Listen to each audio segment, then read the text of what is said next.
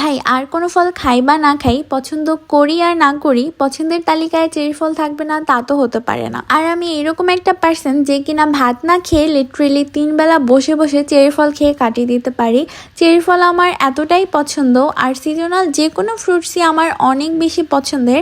তার মধ্যে যদি হয় চেরি, তাহলে তো কোনো কথাই নেই। আর আজকের ফলটা এত বেশি সুন্দর আর এত ফ্রেশ ছিল, তাই ভাবলাম আপনাদের সাথেও শেয়ার করি।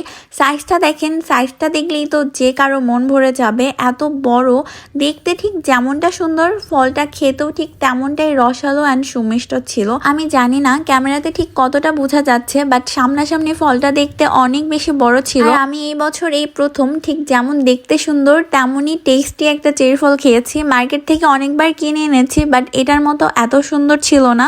আর আজকের ফলটা এত বেশি সুন্দর আর এত ফ্রেশ হওয়ার একটা রিজন আছে, সেটা হচ্ছে আমরা একদম গার্ডেন থেকে ফলটা ছিঁড়ে এনেছি, নিজের হাতে ছিঁড়ে তারপর ওইখান থেকে কিনে এনেছি। এই জন্য এই ফলটা এবার এত বেশি ভালো হয়েছে। আমার কাছে তো খুবই ভালো লেগেছে, আর আমি পার্সোনালি চেরি লাভার, তো চেরি দেখলেই আমার মন ভালো হয়ে যায়। আমি আপনাদের সাথে একটা মজার কথা বলি, বাসায় যতক্ষণ পর্যন্ত চেরি থাকে ততক্ষণ আমার যখনই ক্ষুধা লাগে আমি বসে বসে চেরি ফল খাই শুধু। মানে আমি জানি না এটা আর কারোর সাথে হয় কি না। যদি তোমরাও আমার মতো এতটা চেরি লাভার হও, তাহলে অবশ্যই কমেন্টস করে জানাবা। Thanks for watching, by.